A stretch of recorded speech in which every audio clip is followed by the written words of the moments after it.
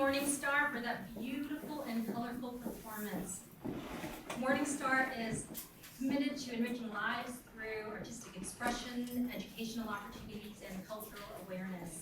Please give another hand to Morningstar. Yeah, I'm setting up audio right now. We're running into some tech problems. Welcome, everyone. Thank you so much for being here. A moment we hope will make history for Washington. Thank you to the Wing Loop for sharing their space and their authentic experiences and perspectives are shared in our community.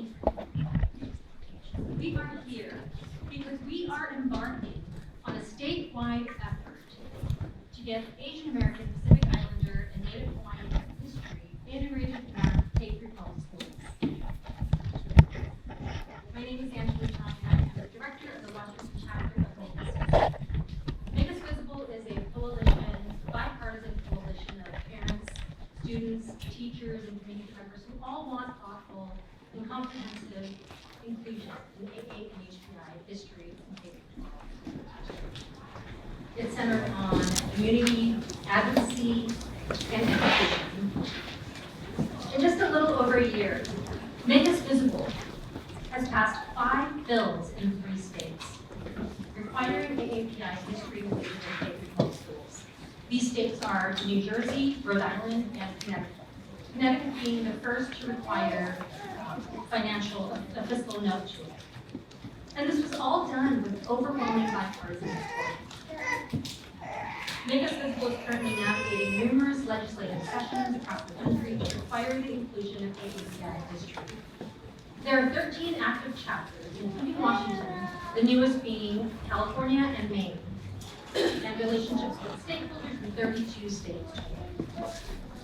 There's a growing momentum and continued interest from parents, students, and teachers in all corners. And we encourage you to help spread the word to those around you and those that you know in other states as this movement keeps growing. And there are community events that will be happening after this one in Virginia, in Massachusetts, Florida, and New York. As a chapter of Make Us Visible, we will benefit from the resources of Make Us Visible and our state chapters.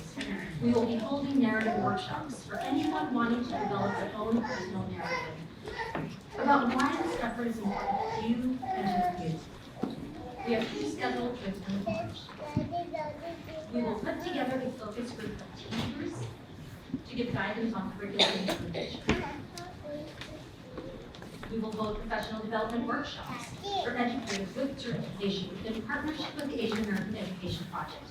And if you haven't seen their website, I encourage you to go to it, especially educators.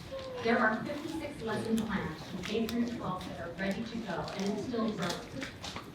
And they will help us build content that's regional and local to our history. Let's grab a bottle of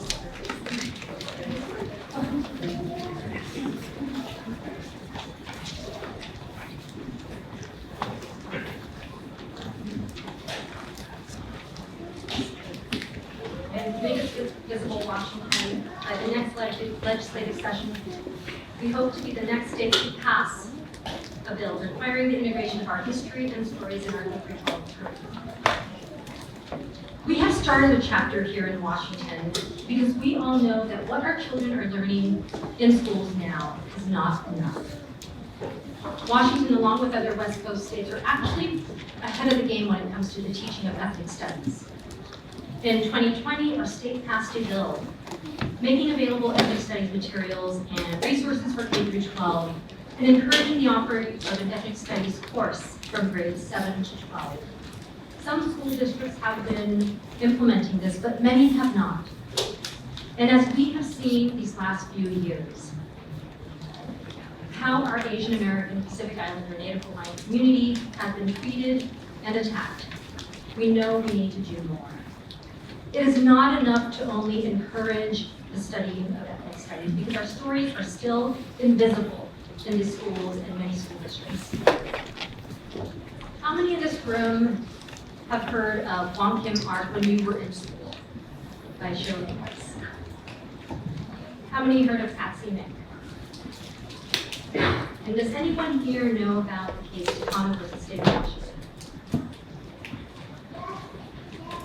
I only learned as an adult that Wong-Kim Park is the reason that all Americans enjoy birthright citizenship in the United States. And Pat Seaman was the primary author of Title IX, which established gender equity in schools. In 1941, Pio Takano was a Filipino-American pioneer who played an important role in fighting against the land laws that restricted Asian Americans' rights to own land in Washington state.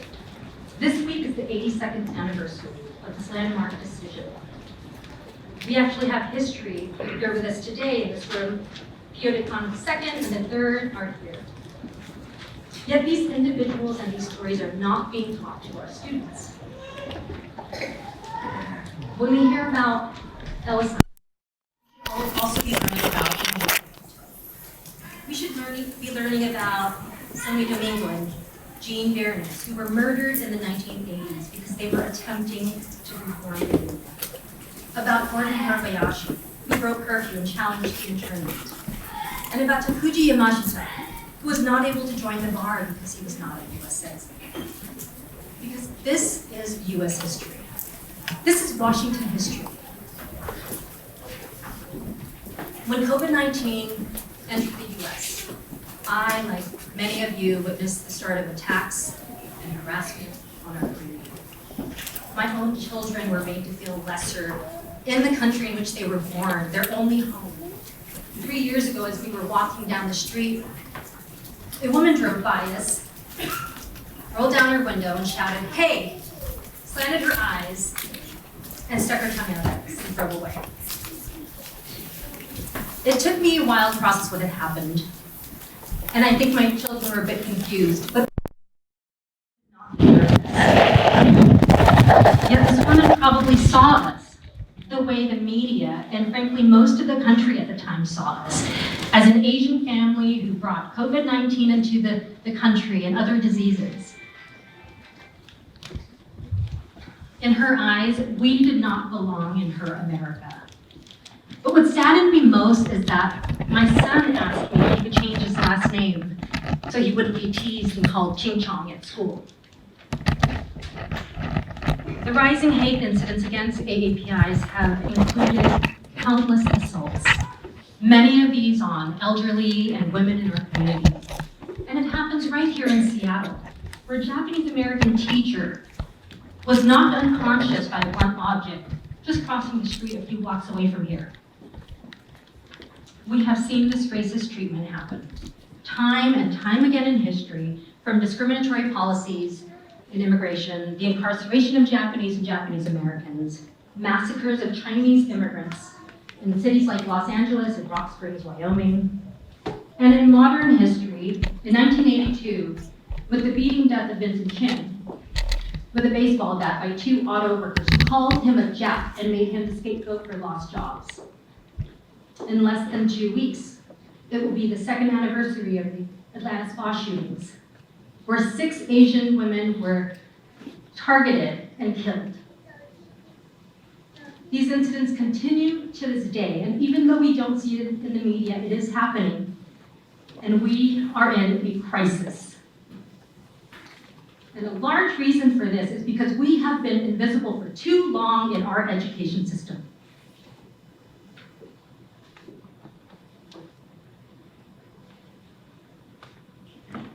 It was at this moment when my children and I were being mocked that I realized that the only way to combat the anti-Asian treatment and violence is through teaching our youth at their most formative time in their education.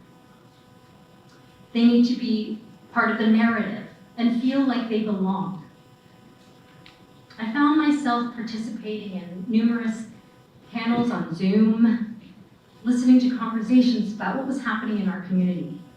And in January of last year, when I learned that New Jersey passed legislation that would ensure that contributions, the history and heritage of AAPIs were included in the New Jersey student learning standards for social studies for students in K through 12, I immediately reached out to Make Us Visible.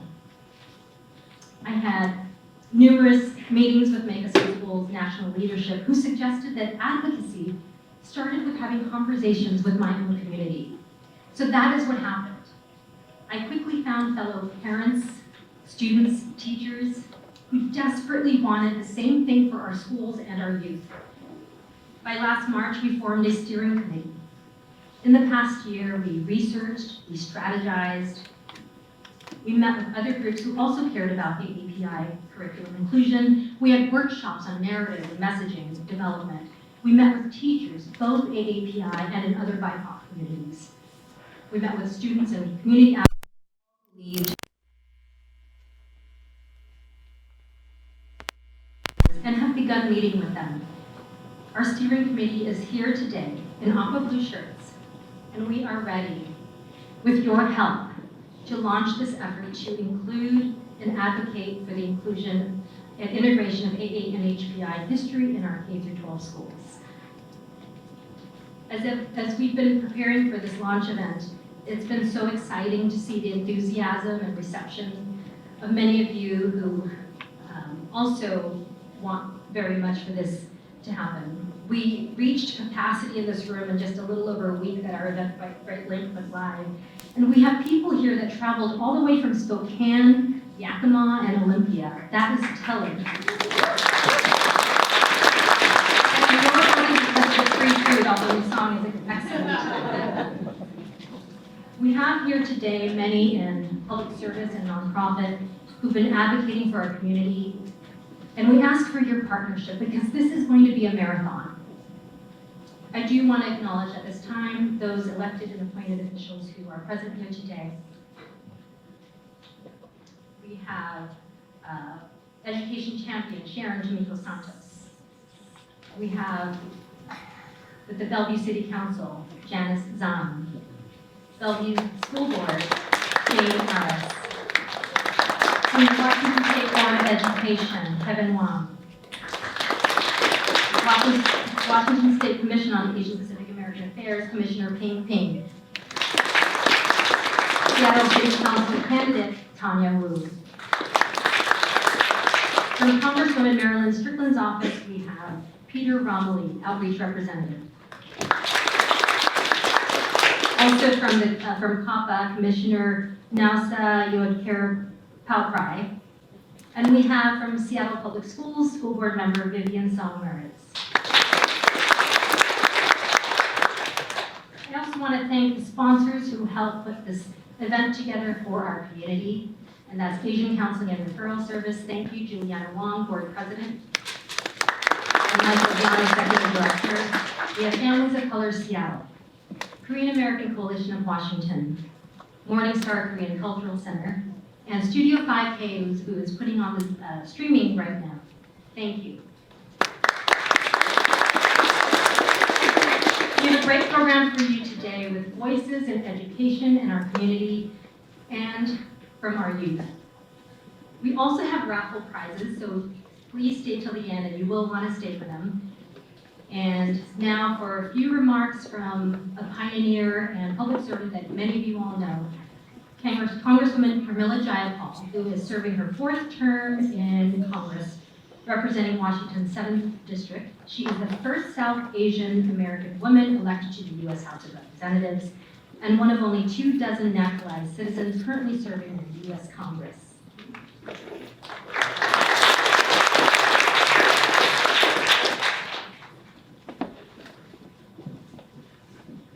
I'm Congresswoman Pramila Jayapal, and I'm honored to represent Washington's 7th Congressional District in the House of Representatives, where I also serve as the chair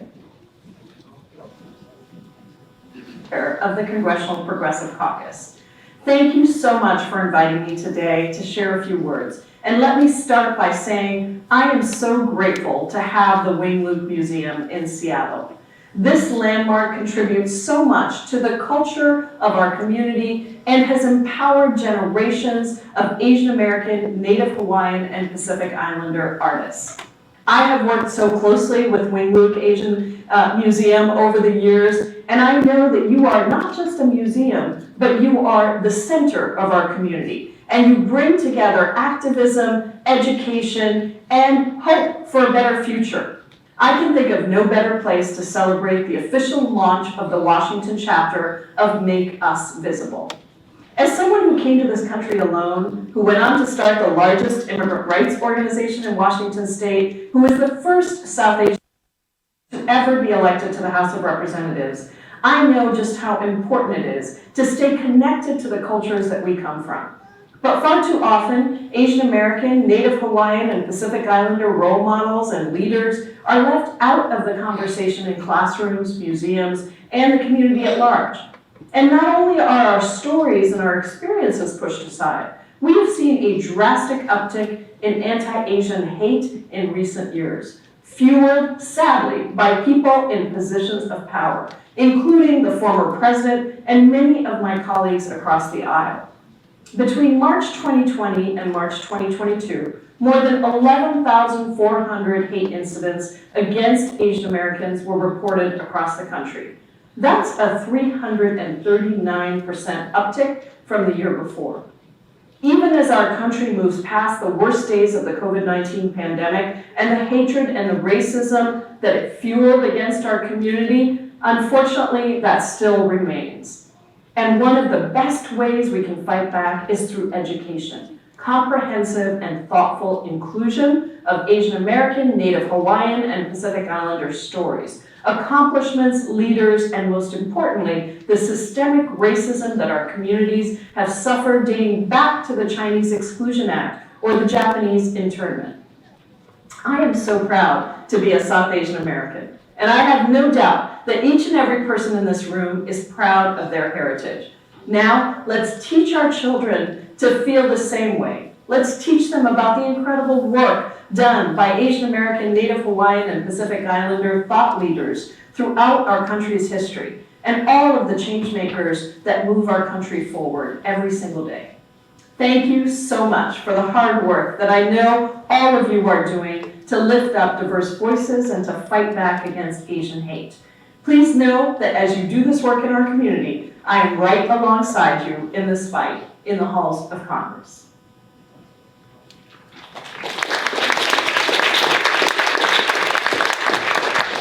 I very much appreciate Congresswoman Jayapal's inspiring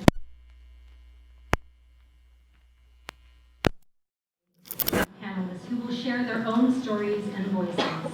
Moderating our panel is Dr. Julie Pham, author, historian, and founder and CEO of Curiosity Base.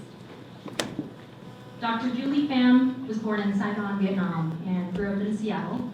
She earned her PhD in Cambridge University and as a Gates Cambridge Scholar, and she graduated magna cum laude from UC Berkeley as a Haas Scholar. She earned her real-life MBA by running her family's Vietnamese language newspaper, Northwest Vietnamese News, the longest-running privately owned Vietnamese newspaper in the Northwest. She is the author of 7 Forms of Respect, a guide to transforming your communication and relationships at work, and Their War, the perspectives of South Asian military in the words of veteran emigres. We also have Kelly Armand, PhD, incoming superintendent at Bellevue School District. Dr. Armand grew up in Bellevue and graduated from Newport High School. He studied zoology and music at the Punjab and earned a Master's of Arts in Teaching from Columbia University in New York, and a doctorate in Educational Leadership and Policy Studies from the University of Washington. Dr. Armand's mother is Korean American from Seoul, and his father is Japanese American, whose side of the family has been in Bellevue for 5 generations, with his great-grandfather immigrating from Japan, where he started a blueberry farm in Bellevue in 1900. Dr. Armand has had a long career in education, first as an elementary school teacher, a principal in both North Shore School District and at John Stanford International School in Seattle Public Schools, during which he received the National Milken Educator Award. From there, he served as the principal of Beacon Hill International School, where he was named the 2013 Washington State Elementary Principal of the Year. In that same year, he was honored the Northwest Asian Weekly Visionary Award. He then served for 5 years as Executive Director of Schools in Seattle, and in 2018, returned back to Bellevue to take on the role of Executive Director of Schools, and was then promoted last year to Assistant Superintendent. And in July, he'll be taking on the role of superintendent in Bellevue School District, which I'm so excited about, and I know everyone in the school district is as well. Sui Lan Ho'okano is the Cultural Program Manager at Enumclaw School District and lecturer at the UW-Tacoma. Sui Lan was recognized as a 2022 Golden Apple Moment Education Honor recipient. She organizes and provides field experience in partnership with PSESD, Climb Time, and the Muckleshoot Tribe for Puget Sound, ESD's Educators of Color Leadership Collaborative. Sui Lan is a dual language grant facilitator, or OSPI, a collaborator with tribal nations and surrounding districts. An alumnus of the University of Hawaii, with over 28 years of education, she builds relationships locally, nationally, and globally in restorative environmental educational practices. Sui Lan brings forward indigenous, traditional, ecological knowledge experience through various venues as keynote speaker, trainings, guest lectures, immersion programs, and professional development.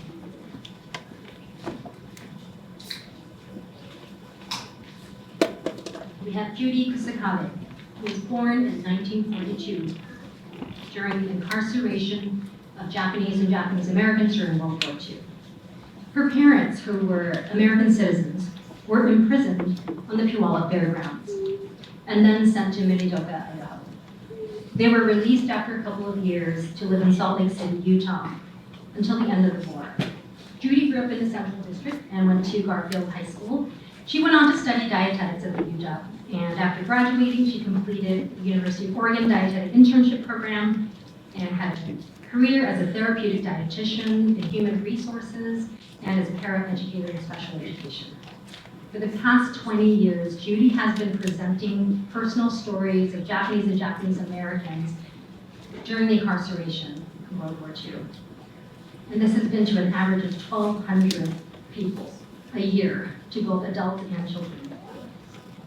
I will now turn it over to Dr. Julie Pham and our panelists.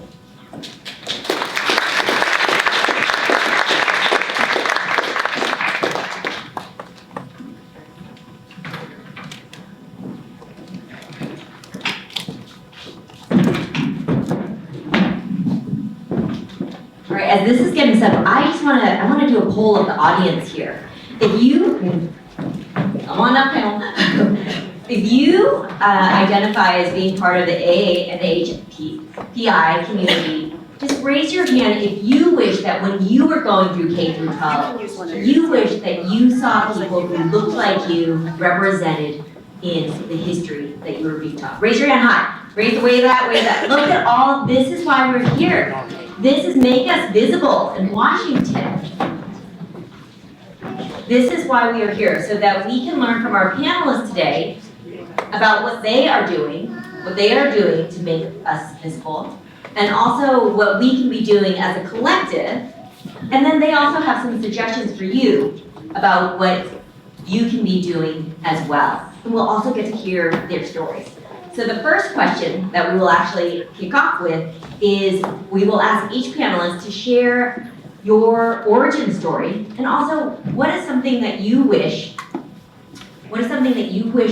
that could be shared that the K through 12 schools could know about your history. And I'm actually I'm gonna share mine first. And don't worry, I'm not gonna answer any other questions. This is just the so I have two names. Julie Pham is my English name. Pham Hoai Hương is my Vietnamese name. And Hoai Hương means to remember one's homeland. My father gave me that name just before I was born in 1978, and just before we fled Vietnam. He was in re-education camp, prison camp for 3 years. And we came to this country as boat people. I was a 2-month-old baby at the time. And something that I wish that that could be taught in schools is to understand that the Vietnam War is not just, when we talk about the Vietnam War being between Americans and Vietnamese are there the South Vietnamese and they're the North Vietnamese. And the North Vietnamese are the ones who won the war, they're the communists. And the South Vietnamese are the 2 million Vietnamese here in the US. And so when I hear people say, oh, I'm so sorry what we did to your country, I'm like, we were fighting on the same side, right? Like, you were actually our allies. You were supporting us in our fight for democracy.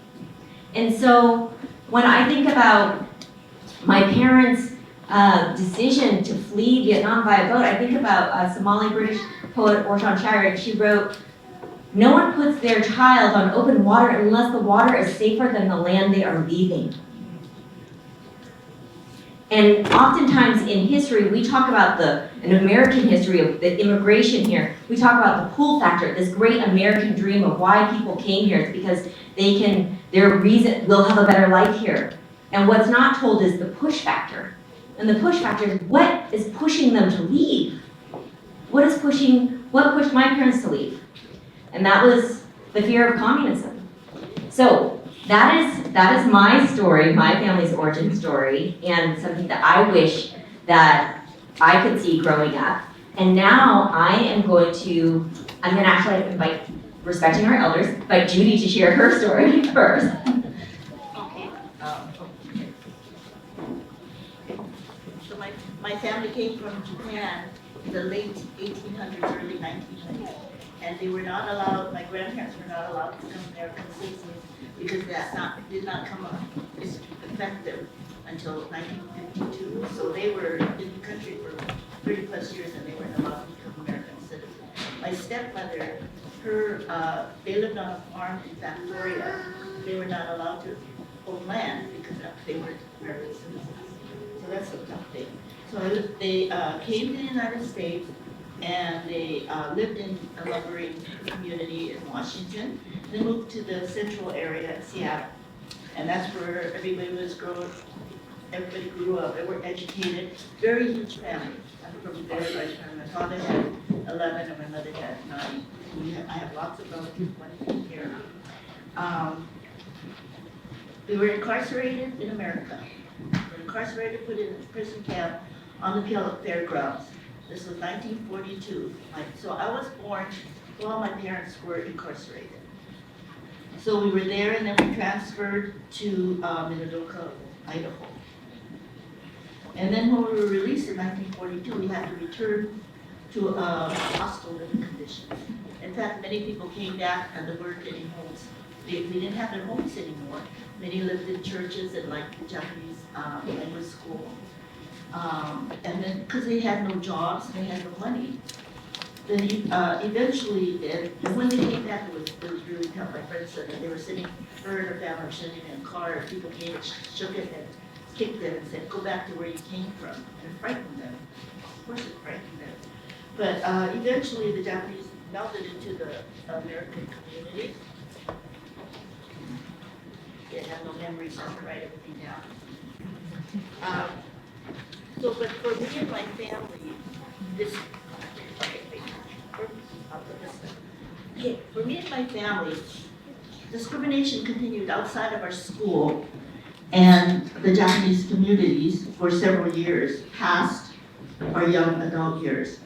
But for the past 50 years, my husband, myself, my children, and our grandchildren, and we have 1.5 great-grandchildren, have not experienced any racism. Isn't that great? Yeah, in our community. Because I asked all my family members, have you ever had a problem? And they didn't. And all through my growing up, I did. So I'm very happy that my family is safe. But they are vigilant. We always have to be vigilant. Oh, and my thing is, I want the children to learn how to celebrate and respect each other's differences and discover that which is unique about each other and also that we are very much the same. Thank you so much, Judy.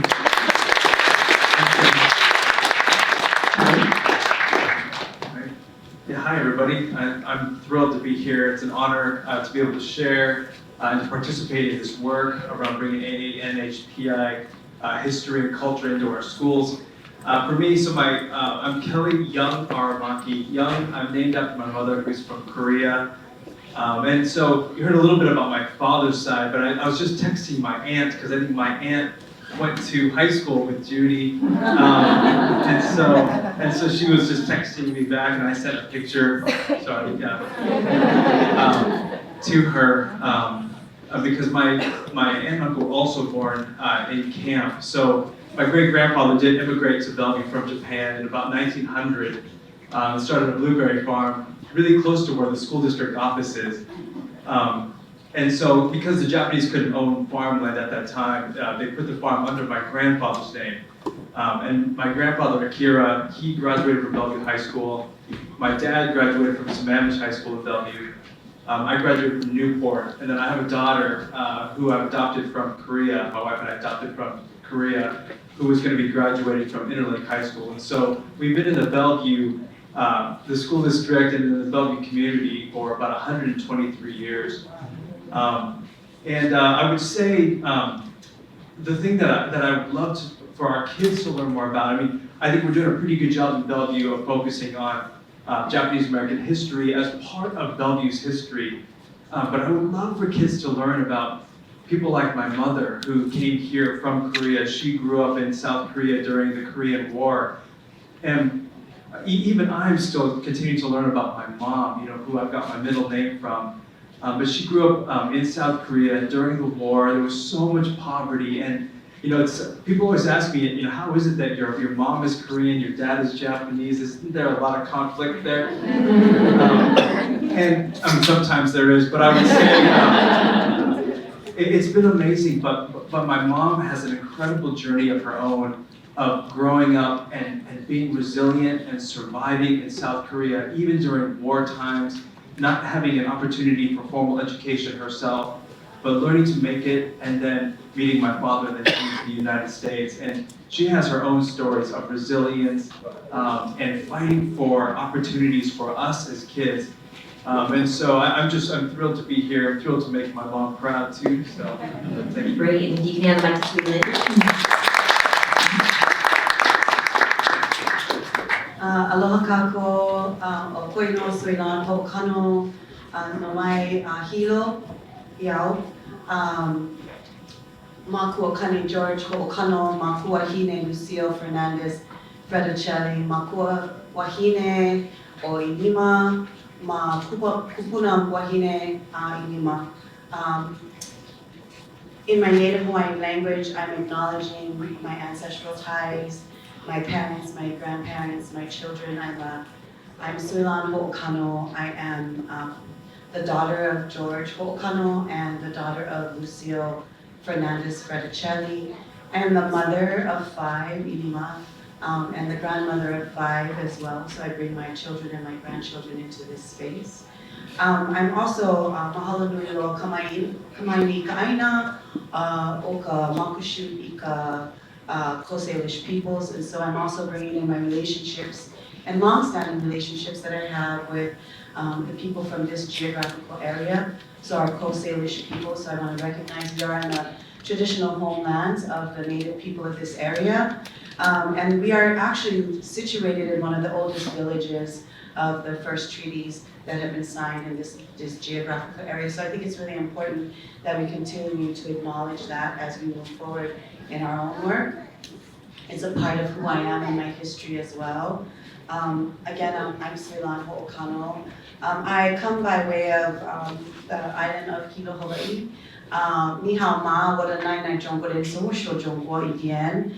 So I speak and read and write Chinese a little. My first name is Suilan, so that's my Chinese heritage as well. And habla español, mi abuela es boricueña, so soy habla español. So my mom's a boricueña. This is part of my history, right? And so my mother is a plantation generation in the islands of Hawaii. And so she's a Boricua, is a Puerto Rican, Taino, Indian, African, come by way of the ships that landed to service and even enslaved for the plantations that were being utilized in the Hawaiian Islands, right? And so I have a really rich history. My mom is a 5th generation, born and raised on the islands of Hawaii, so she only knows that island living, but we also know our history and our roots. And we were talking earlier because we have some really deep roots in that area. So when we talk about plantations and we talk about, the way that all of our communities have shared in spaces historically, I think that's important to bring in all of those relationships. I have lived abroad most of my life, So my lens in America is quite different from Americans, and I think that also has given me and gifted me the ability to look at diversity in a way that is outside of the US confinements. Ich bin in Frankfurt, so spreche ich Deutsch. That's the last one. That's the other language that I grew up with because I was born in Frankfurt, Germany. I did my first 5 years of schooling in Hansburg. So I am a child born abroad. I am a child of a military father. So, you know, I spent most of my years until about 8th grade in Europe and then in Central and South America. I also lived in Beijing for a little bit, and so I did immerse myself in my cultural language as well. My grandmother gave me my name, Suilan, so my name is gifted from her. She told my mother she has to give me that name, and my mother said, when your mother-in-law tells you you have to give your child a name, you give them the name. Because all of my siblings have Hawaiian names. I am the only one that has a Chinese name. And my grandmother saw me before I was born, so that was part of her gifting me the name that has really come to purpose for me. I have a long history in education. I come from a very educational background community. My father was highly educated, and even in our Hawaiian kingdom, when you think about it, you know, before the illegal occupation of the US to our Hawaiian kingdom, we were 95% literate. And I'll say that again, 95% literate in our own language and in our own learning. And we had highly intelligent and qualified, sustainable communities and education. You know, our queen knew this, and she left us Kamehameha schools. And so again, promoting and continuing that educational piece, and knew that that was an important part of who we are and where we come from. And so we'll be talking a bit about that. I don't want to take up much more time, but I thank you. Well, naturally, Suilan, since you still have the mic, I'm going to ask you the next question. Growing up, how do you remember an HPI history being represented, and who are your role models? Well, as I said earlier, I grew up in Europe and Central and South America, right? So that's a whole different schooling system. But when I did come back, I was in about the 8th grade. I didn't have any. And that's the point, right? I didn't have anyone who looked like me in our educational system. We didn't learn about, so I'm gonna date myself now. I'm the child of the 60s, right? I'm born in 1964.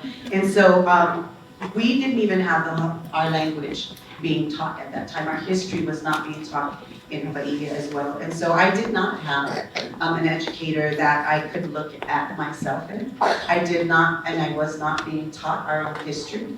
And even in today's world, you know, I asked, can anybody in the audience, I'm gonna just do a little, I think you did it earlier, right? Can anybody tell me when the illegal occupation of Hawaii occurred? Anybody have the year? 1985?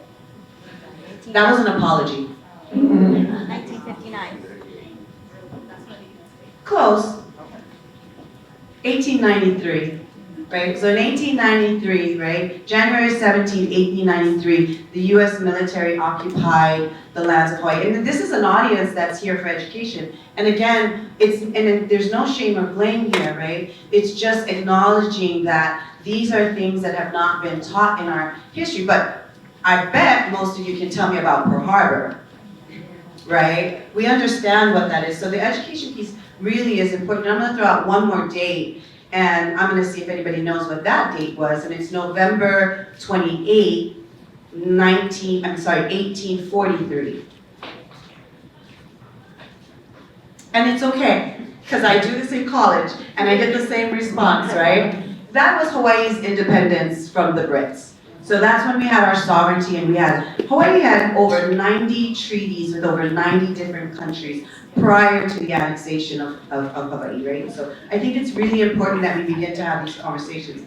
But I also want to say that as we begin to have these conversations, I think it's also important to bring in our Native relatives and that alignment that we have with them, so that we're not just talking about our own histories, we're incorporating the people, because we are in Washington, right? And the relationships that all this has, like the alignment that it has in there as well. So I'll stop at that one. All right, you just answered the third question too, so. Okay, let's go back in history. Judy, I'm gonna ask you, what did you see representation Okay, when so, you were in grade school, in a K through 12? I was born in 1942, so I'm 8 years old. And back in the day, they didn't teach anything about it. However, it was a lot more open for, like, around the holidays, we did plays about Christmas and Hanukkah. I remember that, and so now I could, I understand what Hanukkah is, but everything's all closed up now, and so you can't do all those things. So I didn't have anything at all in all of my school years. However, we had a lot of cultural things. We would have international dinners and talent shows where different ethnic groups would perform.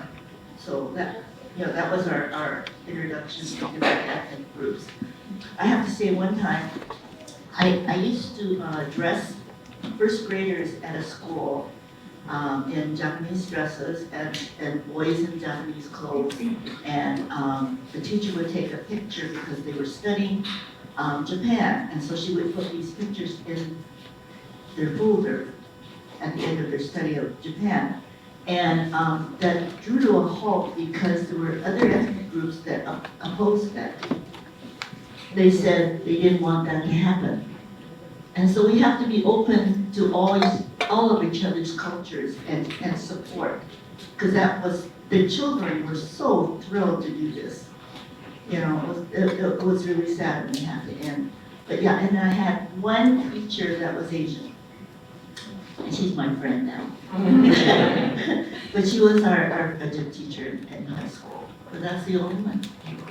Thank you so much, Judy. Kelly, what about you? Growing up, how do you remember an HPI representation in history and role models? Yeah, I mean, it's such a great question. I was talking to my wife about this before I got here, and my only memory of studying anything about anybody who's Asian was Genghis Khan. And I don't even remember much about him other than I made a puppet on Genghis Khan. But that's my only memory from K through 12 around studying anything about Asian Americans or Asian American history. And no role models? You didn't see anyone that you could be a role model in school? My first memory of having a role model who's Asian was Ichiro. And so that was a lot older than so Ichiro and maybe Stephen Ewan from The Walking Dead. But other than that, I think what's stunning to me is it's taken me until adulthood to have people who I could see kind of in the media or in sports who looked anything like me. Thank you. Raise your hand if you also share that experience, that it was later, much after school, that you were able to have A and HPI role models that you saw. Yeah. So we're not alone here. So Sweelan's already gotten to this and why it's important. You are the incoming Bellevue superintendent. By the way, I went to Newport High School. Why is learning important in schools? You went to Newport High School? Yes, I went to Newport High School, 97. 97? Yeah. Oh, you're a little bit younger. Yeah, so we have basically 60s, 50s, 80s, 90s, right? Like, all these generations being represented here. Okay, So why what's is it the important? question again? Why is it important to know? Why is it important for this teaching to happen in our schools? As I looked into Sweelan, I think that this is the reason, because when you learn about and know your history, there's a confidence and there is an identity and there's a joy that exudes from you when you learn about who you are and about your identity and your culture and your family. It's so remarkable what it does to a human being. It reminds me of Ronald Takaki, who used to work for the University of Washington, talking about a different mirror. When you don't see yourself represented in the curriculum or in the history that's being taught, it's like looking in a mirror and not seeing anything. And so I think it's all about identity and affirmation and learning to embrace and appreciate who you are and your parents as well. Thank you so much. Judy, you can answer that question. Why do you think learning about this history is important in K through 12? It's important to have role models and for people to see you.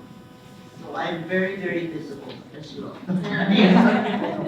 I'm very, very visible because I want to be a good role model. So I talked at Washington Middle School once, and an African American lady who was like a teacher's assistant asked lots of questions. And after I finished talking, she came up to me and asked more questions. She said, you know, when you have challenges, you don't realize other people do too. She says, I really appreciated hearing about you. She said, I never knew all that. And there's many, many people that don't know about what we went through. So it's important. Thank you, Judy. And actually, I'm going to ask you hold that mic because I'm going to ask you the next question, to kick off the next question. So how are you advocating for more AA and HPI history to be taught in schools? And what would you recommend the public do to learn this history on their own? Okay, so I talk at schools, and I'm very, very visible in the community, right? And so I think it's important for me to talk about our experiences, and that's why I try to get as many, what do they call it, gigs as possible. Because I even put it in my Christmas letter this time, and I got 2 more schools. But I really like to do it. I like to see these kids, they're incredible, they're just like sponges. I talked to Kamehameha. Oh, I was just there. I talked to Kamehameha a couple weeks ago. And it was such a great experience. Every time I go, I come home and I tell my husband, that was our best one yet. But every one of them is, the kids are so open. They're so open, and they're so darling. Oh, they're so darling. But at Kamehameha, they did a hula for me. And I did granny hula, so it was really special. Nothing like I hook you up with my mom. And then they chanted. Oh, yeah, Oni. Oh, yeah, my daughter is to be. So she said, oh, yeah, for sure, right? But it was incredible, it was really one experience. So, what I do is I go out in the community, I go out in the schools, I greet the kids as they come in, so they get familiar with me. And I just love talking to them, because my talks are more conversations. I want them to engage in it, and so I could talk to 100 kids sitting on a pavement and playground, holding the pictures because we don't have any, screens, and they'll stay with me because I talk about stories of when the friends that I get these stories from were their age, right? So it's important to. Judy, how do people book you? I'm totally word of mouth. All right, you want to book Judy, and afterwards, come on up. I talk to adults. Thank you. Suilan, what about you? What are you doing to advocate? What are some resources? What do you suggest the public do to get this teaching?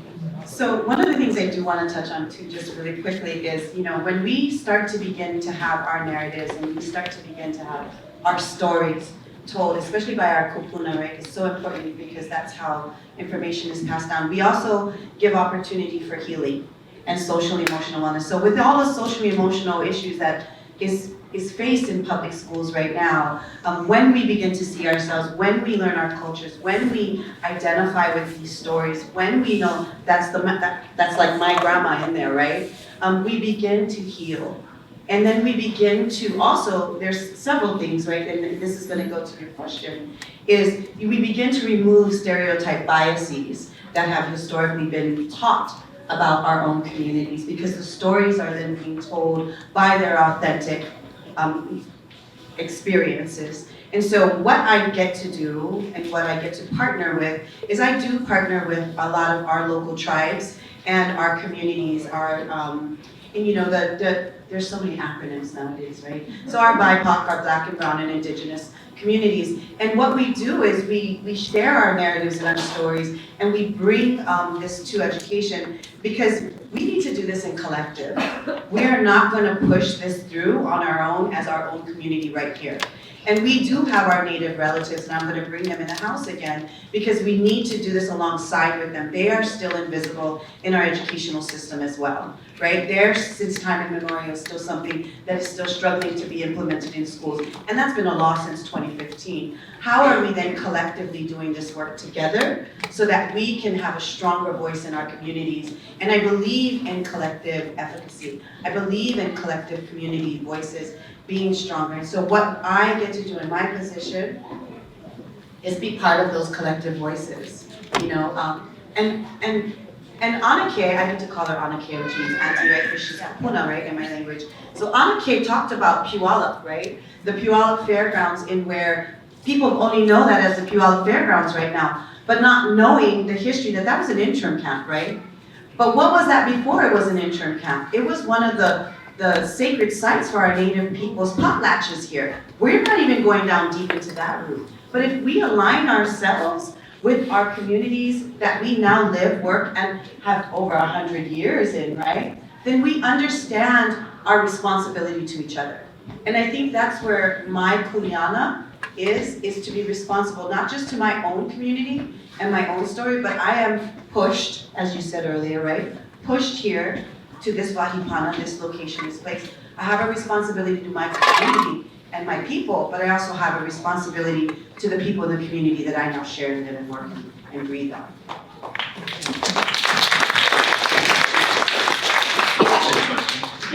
That same question. Okay. So, yes, do you want me to remind you of the question? Sure. Yes. Okay. So how are you advocating for more of this history to be taught in schools, and what would you recommend the public to do to learn this history on their own? Okay, so I mean, there's three things. I'm gonna try to remember the three things that I wanted to say. The first one is, it is about books. There's a lot of amazing children's books, young adult books, that talk about kind of the inclusive history here in the States and around the world. And so part of it is, I think we do need to keep advocating that our kids have access to books that talk about different cultures and different histories. I think it's really important. One of the ways that I learned about my mom's own history in Korea during wartime was by reading this book called So Far from the Bamboo Grove, which is it's just a child's book about the history in Korea. And so that's one thing I think we can do, is to continue to look for those books. And if you're a parent, those aren't the books that are showcased at the bookstores on the front shelf. You have to look them up, and it is important to do. The second thing I would say is, I'm advocating for the work to continue to be done in curriculum. And so I think the way that things happen in school districts is that we build things into curriculum so that teachers can have access to high quality materials in which to teach. And so districts have to invest in continuing to bring culturally responsive and inclusive curriculum to every single class, every single grade level. And then the third thing, I was just talking with Vivian from the Seattle School District about when I was the principal at John Stanford International School. They have a Spanish dual language program, a Japanese dual language program. And when I started as a principal there, I was so stunned by walking into the lunchroom and seeing Asian kids, black kids, white kids eating with chopsticks, eating rice, pulling out little packets of nori. Because when I was a kindergartner, first day of school, I had rice in my lunch, and that was the last day I brought rice to school. First day, last day. And that was when I realized something was really different about my parents. Because being Asian wasn't something that was necessarily celebrated in school. Being different was not celebrated in school.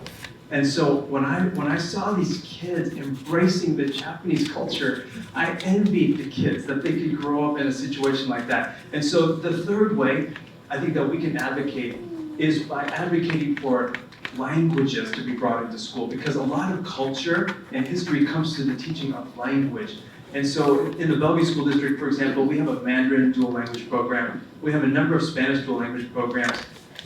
And then this coming fall, we're launching the state's first Arabic language program at the elementary school. And we're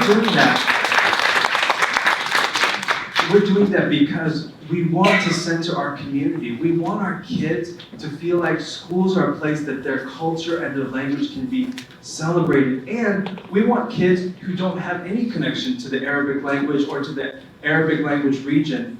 We want them to be able to learn Arabic, because there's something about learning the languages of your own family and culture, but also learning somebody else's language that builds the most important kind of cross-cultural connections. And so when I think about like the future of global peace and and people being able to tackle global issues together across culture, language, and countries. It's by building those connections right from the beginning. Thank you so much. All right, we're gonna have one more question, and it's gonna be, I'm gonna ask each panelist to think in 1 to 2 sentences. What is one action that this audience can take, just as a ordinary person, not having time to go out and build coalitions and change policy? What can they do? What can all of these people do? And actually, and while you think about that 1 to 2 sentences, I want to actually do a little pitch in terms of resources too, because Kelly, you mentioned books, and I also really, and you said you have to look for books. I'm a huge advocate of looking for self-published books as well, because I know that my book there, War, the South Vietnamese Perspective of the Vietnam War, I self-published that because I knew it was going to be commercially viable, that a traditional publisher wouldn't publish it. So if you think, if we can't even get this history taught in school, how are publishers going to publish it? So thinking about that as a source, and also Humanities Washington is a really great place to get to attend talks as well. I'm actually on their speakers bureau and talking about the South Vietnamese, and you can go and watch talks online. So there's a little more resources for you. We are going to go down the line. So Kelly, what is one thing that this audience here can do? Okay, I'm gonna do 2 things, but I'm gonna make it into 2 sentences. Okay, 1 sentence each, all right. The first thing is, I think it's important that everyone walks away and does a little bit of research about their own culture, because it is powerful to learn things about your own family and your own history and how you came to be here in the United States. So that's one thing, because that will be your why for understanding other people. It's kind of is that a sentence? Sorry about that, one more. The second thing that I would say is, you should just contact somebody in your school district and ask them, how are you integrating AA, NHPI, history and culture in your schools? Those kinds of emails, they do catch people's attention, and I think it's important for people to start doing that. Thank you, Kelly. Sula. 1 to 2 sentences. Gosh, she's telling a Hawaiian 1 to 2 sentences. Not a run-on sentence. I'm gonna go in agreement with, do your research and where your history has landed you, and the relationship that you have to this Vahipana, right? We are here in Washington State, we are on the Coast Salish territories. Do your history, and where is that alignment with there? I know that, and this is my last sentence, so it's Kalama, it's not Kalema. John Kalama was a Hawaiian, and that's a history that we have from the fur trading company. And so we have long history with the people on this area, and so I've done my research in that and the relationship to that, so thank you. Thank you so much. Get out there, be visible. That's really important, because I've lived in the same house for 50 years, and I am known. Because I'm sort of goofy. But I wanted to add one real quick thing, internet. The last class that I did 3 classes at one school, and by the 3rd class I forgot what I had said. Did I tell you that already? But the last class had a teacher who was so involved in the Japanese culture that she looked it up on the internet, and I have the information that she had. It's really good. It's really good, and it's for teachers. So, if anybody's interested, come up and I'll give you the information. All right, well, let's give everyone, the panelists, a round of applause. Thank you so much. Thank you. And then if you have questions for the master, you can have access. And now, Ansley.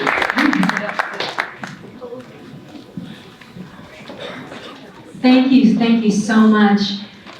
For Make Us Visible, we want to center our stakeholders, and that's our teachers and parents and students. And there's one educator we want to highlight, and that's Unalani Miller. She is a high school teacher at Bellevue High School.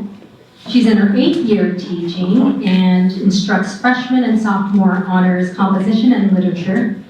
She grew up in Hawaii and attended the University of Washington, where she studied English literature. She also has a Master's of Science degree in International Relations from University College London and a Master's degree from SU in teaching.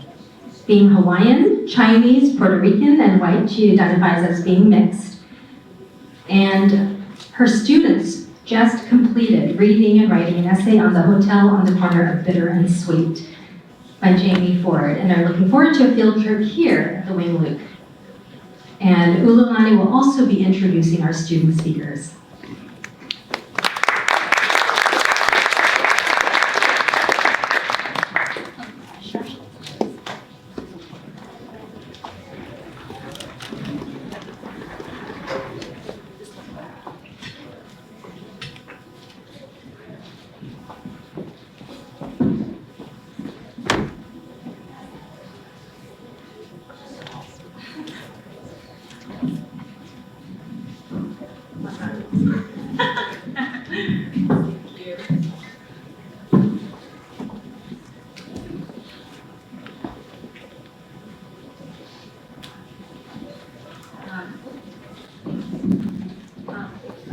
I'm so privileged to be here this evening. A little bit of my story. So my maternal grandmother is Chinese, and my maternal grandfather is Hawaiian and white. My father's family migrated to Hawaii from Puerto Rico. So Sweetland and I were talking, and it was kind of amazing to be able to realize that we have such similar backgrounds. And that's one of the really beautiful things about the country of Hawaii. As Sweetland said, Hawaii is one of the most literate nations in the world about 200 years ago. We're also one of the only countries to have no laws against interracial marriages. And because of that, Hawaii has the highest number of mixed marriages at 42%. And about a quarter of the Hawaiian population, or the people in Hawaii, identifies as multiracial. None of the other states even come close. I think the second closest is Alaska. In school, I recall learning that there was a debate that Native Hawaiians found Hawaii by mistake. This was erroneously postulated by a European anthropologist at the time who could not fathom that Pacific Islanders, who were considered primitive, quote unquote, actually had more advanced navigational techniques and knowledge than their European counterparts. So in the 1970s, some of you may be aware of this, but there is a ship that was built called the Hokulea in the 1970s, and it was a wayfaring ship that still exists today. And it showcased that Hawaiians did know how to navigate using the science of oceanography, astronomy, arithmetic, and naturalism to locate specific islands. And in fact, was not a mistake. People, the Hawaiian people, were very intelligent in the way that they utilized those navigational skills.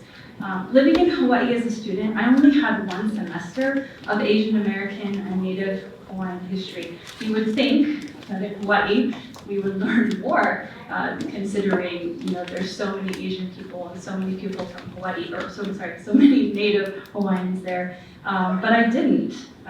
And there, as was mentioned earlier by, I think, Dr. Aramaki, there are several implications to what happens in schools when students do not see themselves represented in their teachers and staff.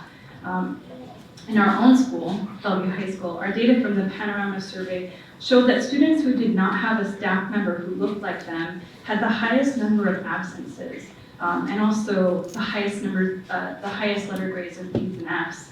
Research also suggests that the more one sees someone of their own race in a particular role, the more they can see themselves in that role also.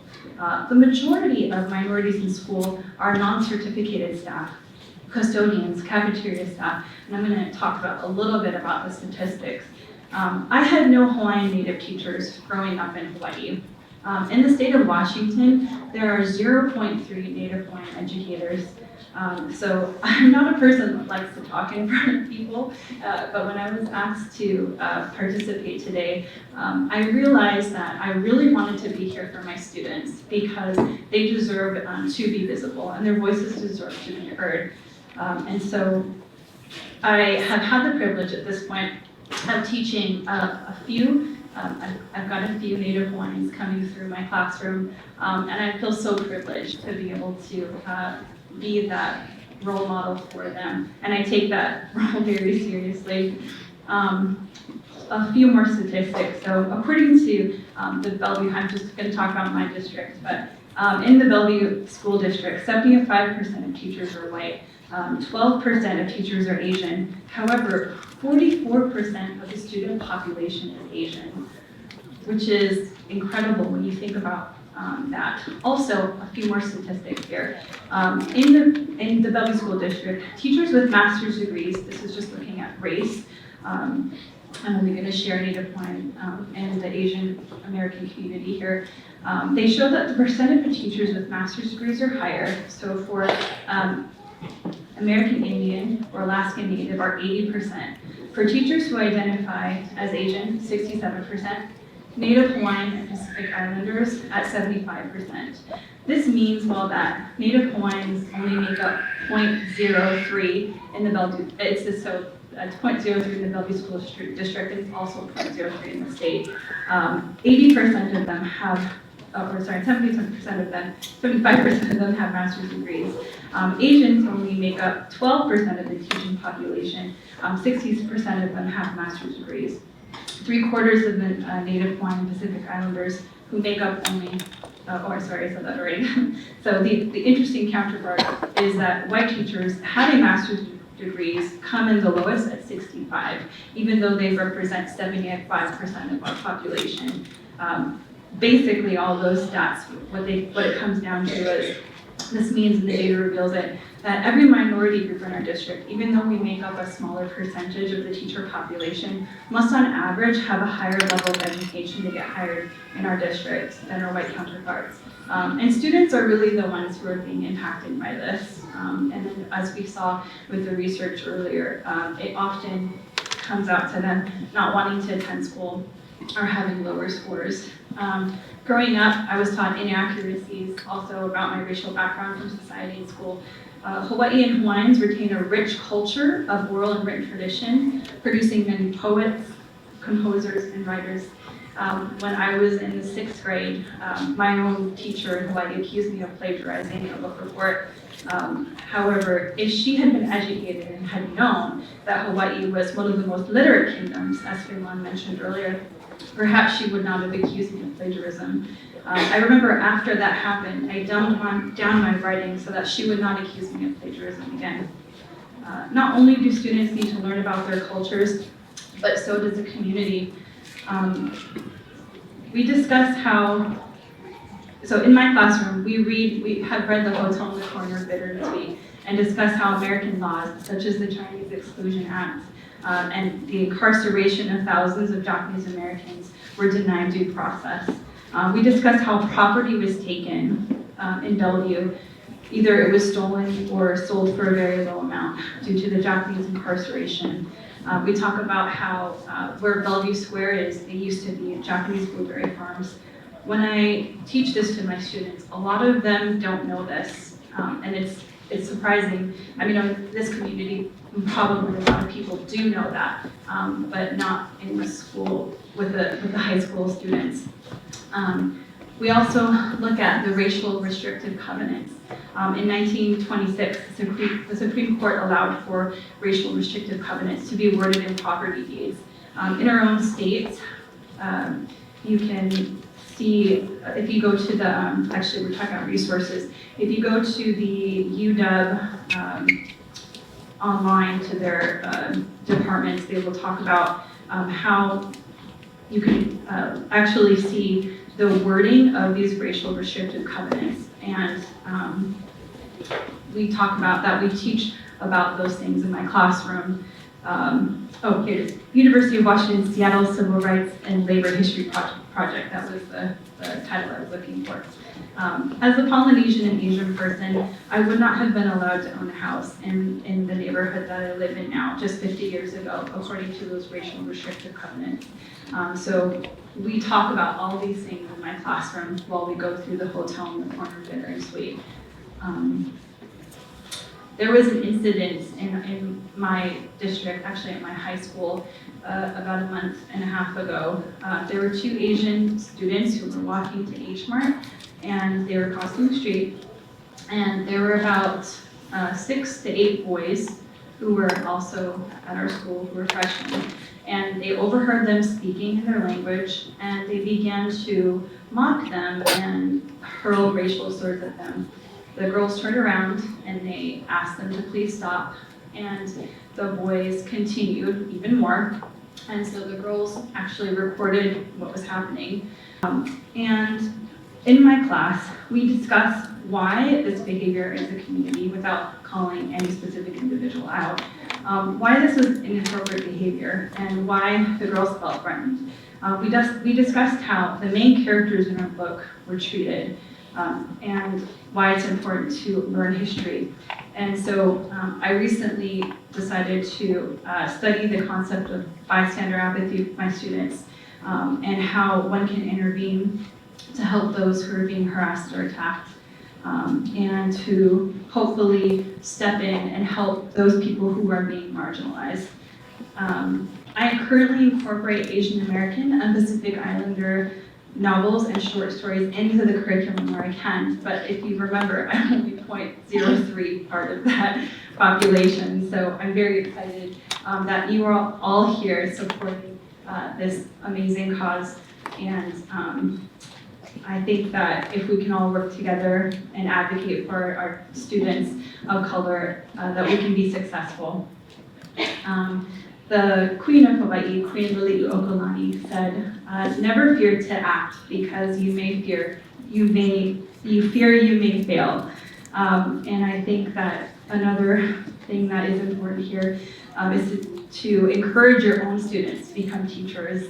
I know that we often push kids to, you should be a lawyer, doctor, but we also need Asian Americans and Native Hawaiians and as Suilan talked about, Native Americans inside of our school system so that students can see themselves represented in the school and they have someone that they can talk to.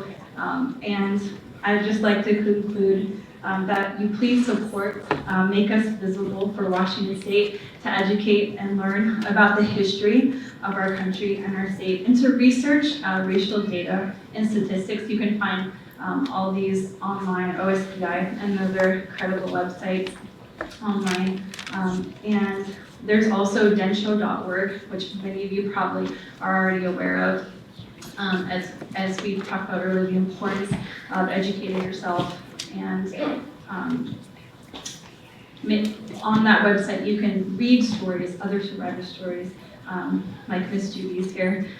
So I would just like to conclude restating this quote one more time. Never fear to act, because you fear you may fail. This is Queen Liliuokalani. Thank you.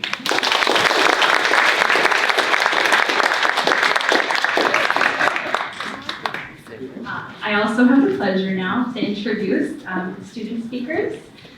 First we have Elias Loxton. He is a 4th grader at South Shore Pre-K through 8 in Rainier Beach, Seattle. He is Vietnamese. Yes, you can clap. He is Vietnamese Filipino. As a kindergartner, he led a protest march through multiple kindergarten classes to protest false stories that are told about people of color. He loves gymnastics, Legos, learning the clarinet, creating dragons out of cardboard, and reading the book Scouts. His favorite song is Party of the USA by Miley Cyrus. Elias is excited for season 2 on Wednesday. One more thing, he is with the Speaker with Purpose program. It's the only public speaking program in school districts throughout the greater Seattle area that is offered in elementary through high school as a part of the Common Core curriculum, an elective or language arts class. SWP works side by side with scholars who are silent in the back of their classrooms and teaches them to become the leaders in the front. By learning to celebrate who they are, scholars invest in their self-authored identities and their ability to lead on the local, national, and global level.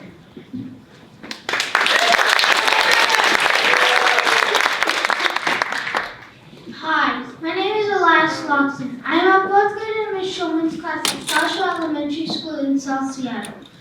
I am Asian American. My parents are from the Philippines and Vietnam. I want you to see my world.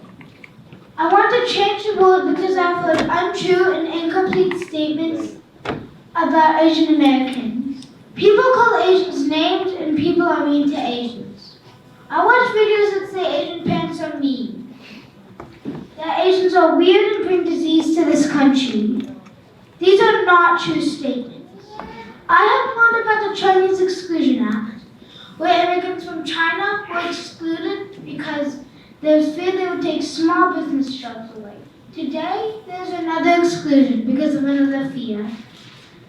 People think that Chinese people started COVID-19 and spread it to other countries. This time the fear is not of jobs being taken away, but is a fear of sickness and disease.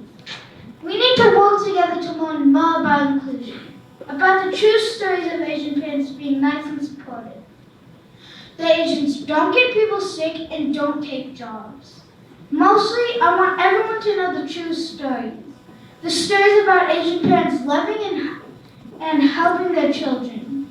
The stories about Asian immigrants and Asian Americans who have helped build this country and how they've contributed to everyone's education.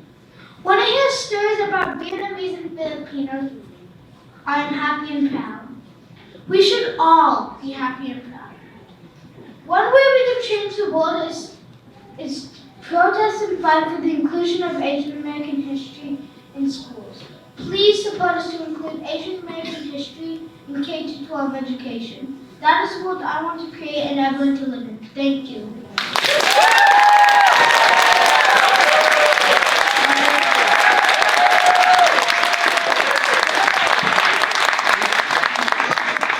Thank you, Elias. Next we have Antonio and Maggie Calarico. They're 12-year-old twin siblings. They live in Spokane and they attend 6th grade in the Libby Center. They can speak English, Chinese Mandarin, and some Italian. Antonio has been playing the piano for 7 years and his favorite composer is Claude Debussy. He is also enthusiastic about martial arts and is currently taking Taekwondo lessons. Maggie enjoys playing the violin. She is a member of the Spokane Youth Symphony Strings. She loves drawing animation figures of Japanese mangas.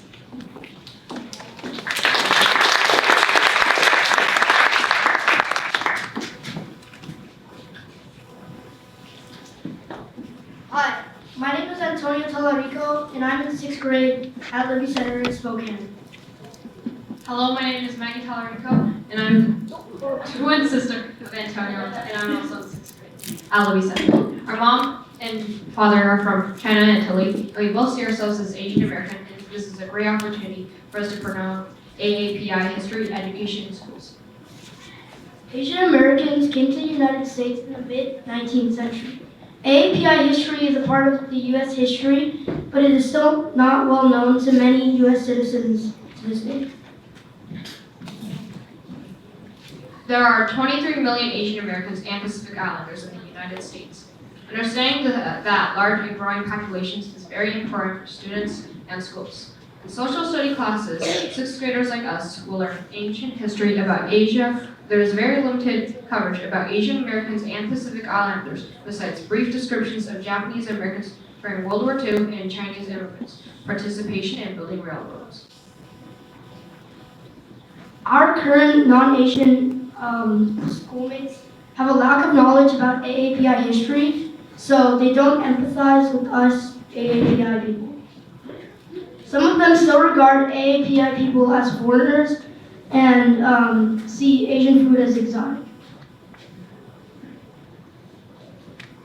AAPI culture are also overlooked and misunderstood. These misunderstandings can lead to harmful stereotypes and prejudice against Asian Americans. Some people, like my mother said, the food is regarded as exotic. And for example, when I was in 2nd grade, certain classmates would say rude things about my lunch, such as gross, it looks like half food or just ew. And at school, classmates tend to mistakenly connect us Asian Americans, specifically Chinese Americans, with the Chinese Communist Party. And when teachers or students are talking about certain environmental issues in China, a lot of students look at us or turn around and look at us as if we're like part of the issue. That's why we need to embed AAPI history and culture into our curriculum, so that when younger generations like us grow up, we can educate our children knowledge and empathy. Finally, Asian Americans and Pacific Islanders have made a lot of contributions to this country.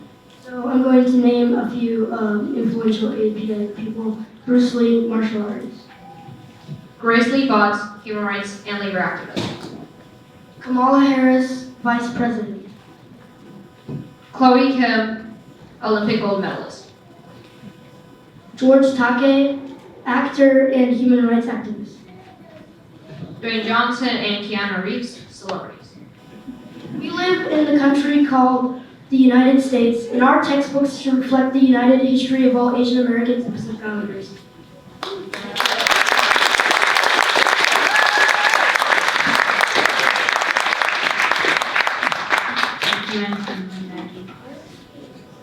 Satchel Black is a 7th grader at Washington Middle School. He loves socializing and creating art with friends, playing music in 2 different band classes, and writing for the school newspaper.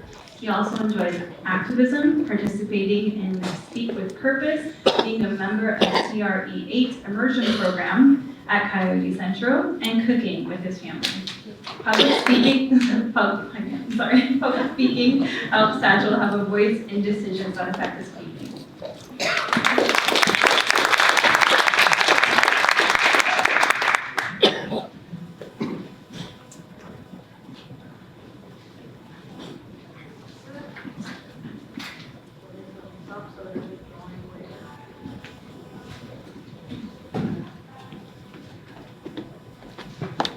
My name is Satchel Black. Of course, you know that I'm in 7th grade, and I go to Washington Middle School.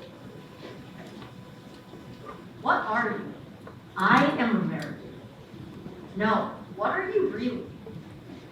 I am Asian.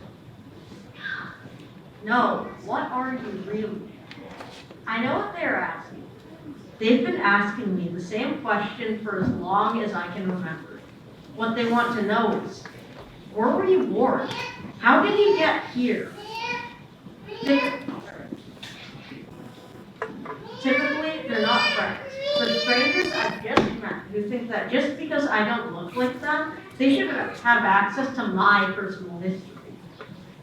Well, they feel free to ask, because while they can tell I'm Asian, my specific ethnicity does not immediately register.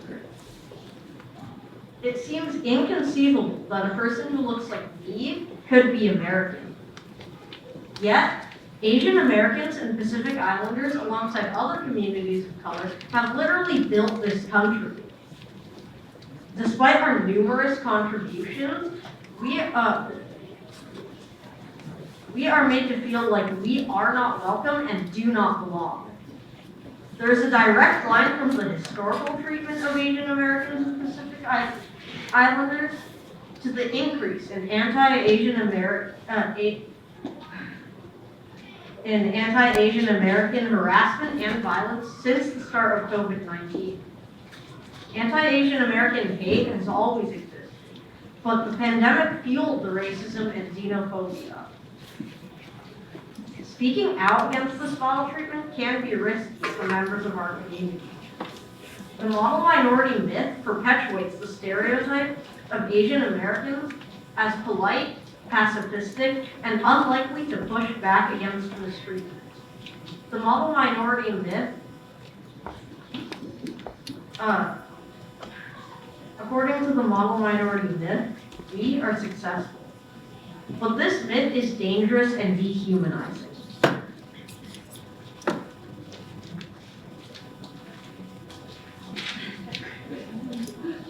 Apologize if I botched the pronunciation of any names.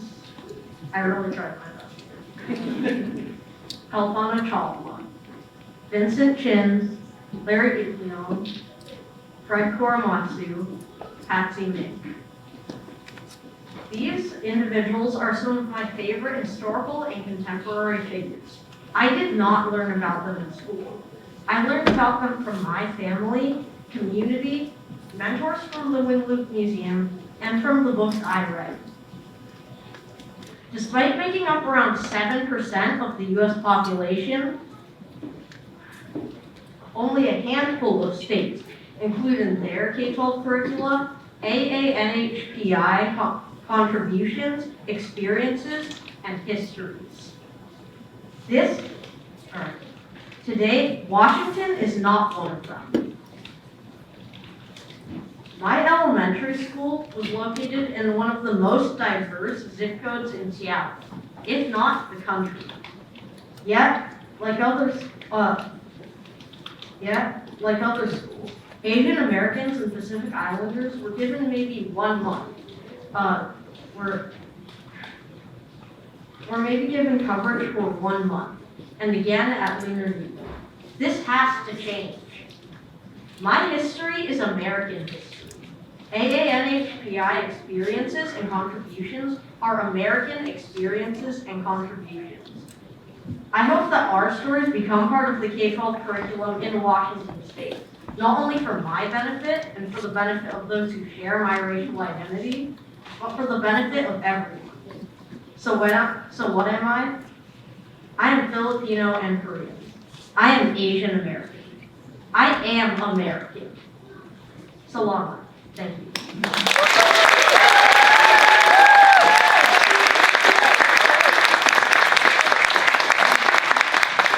Thank you, Satchel. Grace Go is a high school junior at Mercer Island High School, working with the Korean Community Service Center's youth program, Youth Can. She has been with Youth Can for 3 years and counting, her focus being on advocacy for the Asian American community.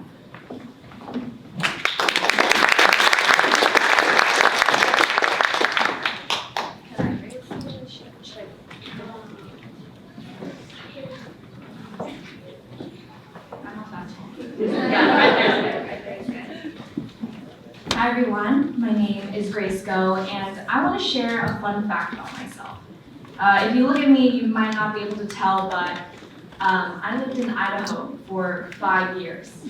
Yeah, and not just any part of Idaho. I lived in a town called Fruitland, and there were about 2,000 people living in that town. When you think about Idaho, what do you picture?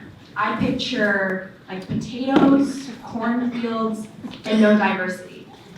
So when we said we were going to move to Washington, immediately in my mind I pictured diversity, people from all different backgrounds. That's true. I also pictured no racism and more representation. Now that part isn't true. My first month here, I was called chink, corona, go back to China, I'm Korean, and so much more. Here, my script is on my phone. I wasn't as well prepared as these kids, so I'm gonna take a look at it. But in 2020, when Asian American targeted hate crimes were spiking, that's when a fire ignited inside me, and I decided to take proper initiative. That's when I joined Youth Can, the program that I am a part of now, and they've asked me to share today how I am promoting inclusion in my community. I'm a host of 3 podcasts, I'm a co-founder of a magazine, I'm a children's book author, I've acted in and I direct short films, and I work as an MC. And all of this is a way of making myself visible and making my Korean American community visible. But in my opinion, one of the best things you can do to be a part of this movement is to find a community like this. Look how many people are in this space. I got an email earlier and it said that we exceeded capacity. That's awesome. Can we get a round of applause for that?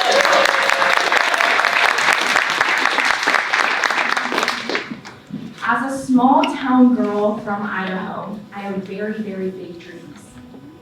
And one of my biggest dreams is that all these bright young boys and girls in this room and all over the country can attend schools where they feel represented and where they don't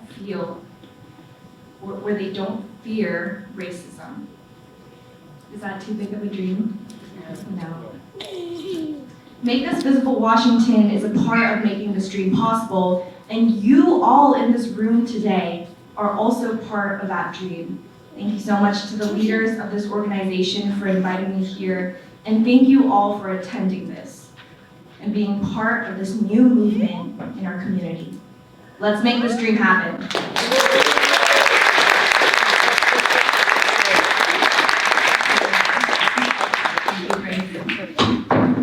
Brett Hahn is a current high school senior at Seattle Academy, where she co-leads her school's AAPI affinity group. She loves to play volleyball and golf outside of school. She is also a proud steering committee member of the Make Us Visible Washington chapter.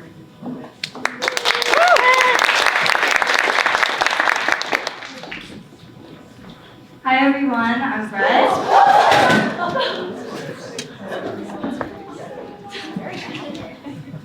That's a way to start. Okay. Hi everyone, I'm Brett. I'm a senior at Seattle Academy, and I just want to first thank everyone for persisting through this evening with us. Also, as the kind of leader of our social media, I want to give a quick shout out for everyone to follow our Instagram, Make Us Visible Washington, where you can continue to get updates on what we're doing and how to stay engaged with us. But I'll quickly also share why I'm brought to do this work. Growing up, I had always felt foreign. Regardless of how articulately I spoke English, ditched my smelly fried rice for peanut butter and jelly sandwiches, or packed on mascara to disguise my monolids, I always felt the need to prove myself to be a good Asian, often secretly competing with my few Chinese and Japanese classmates. In my mind, my white friends and I stood on vastly different planes of Americanness. I remember those restless nights in elementary and middle school when I'd cry in my mom's arms, listening through the lisp of my retainer all the cold stares and pressures I'd be alleviated of, and more importantly, all the cute boys I could date if I had just been born white. But frankly, this was a tough truth I told myself that I just had to accept. One thing really transformed my idea of what it really means to be AA and HPI, and that was our history. What started it all off for me was the PBS documentary series, Asian Americans. This documentary scrubbed my cache of Asian American history clean. I realized school had shown only a punitive side to the Asian American experience, exclusion and internment. But Asian Americans have created, designed, invented, and innovated. We have been huge contributors to America and American history for centuries. This absolutely blew my mind. That next week, after finishing the series, I set up a meeting with my school's history department head and advocated for the inclusion of AAPI history in our high school's curriculum. Today, Asian American history is an official history class taught by my amazing teacher, Eileen Lai, who should be here, that students can take. While some may argue I'm still growing up, before I turn 18 next month, I see how long it took me to realize that being Asian American is so cool and that I am very, very American. I realize that the inclusion of our history is so important for not only AAPI students to realize that, to be empowered and to realize that they are a part of the American history, but also for non-AA and HPI students to realize that we are just as American as they are and that we deserve to be in that spot in class with them. And so we are a very vibrant community that faces challenges with flair. And I want all of you guys to continue to participate with Make Us Visible Washington and fight for us throughout this journey.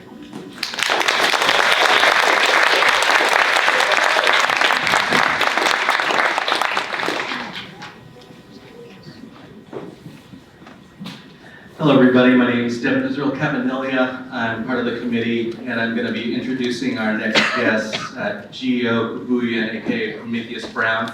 A few things before that. Everybody put your arms up and just shake it because you've been here for a while, so thank you. Shake it all out and we're gonna close out. Gio is a childhood friend of mine, cousin. He and his wife Shara run a cafe down the street called Hood Famous.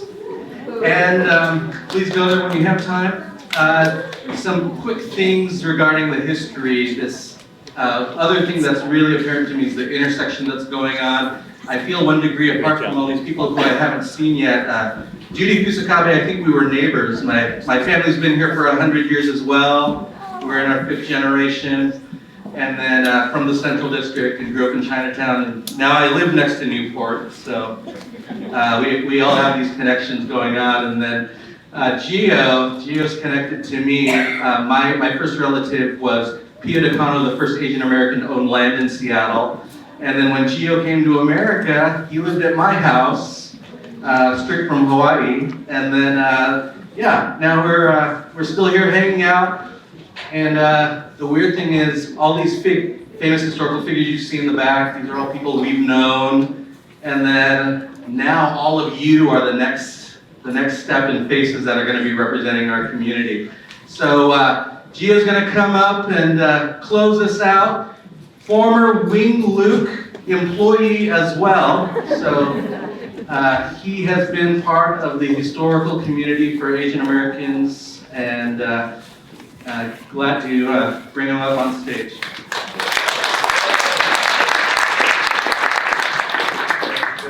True story, Devin is the very first person I ever met from Seattle. Which means he's also the first Filipino person I ever met from Seattle. And we're still here. This is historic. It's great to be back at the wing. Yo, how's the food though? I see it's all done. Is it all done? I'm also gonna bring some bottle. Guess not. Busan, right? That's Busan. Yo, shout out to Busan. Make Before I launch into a closing piece, I just want to acknowledge all the testimonials, all the stories I've heard so far tonight. Encourage me to do what I do as a storyteller, as a musician, as someone who's presenting our culture, our food, presenting it in the ways that we grew up with, representing it in ways that kind of push it in other directions. I see this as a continuation of work that landed me where I'm at right now, in those spaces. And it does start with education. I'll start first with being in 8th grade. My U.S. history teacher, Ms. Shaw, at Ridgetown Junior High in Silverdale, Washington, declaring to the class that the Philippines was a U.S. territory. The year was 1994. It had been over 50 years since the Philippines declared its independence. And here was my 8th grade teacher in 1994 telling the class that the Philippines was still a U.S. territory.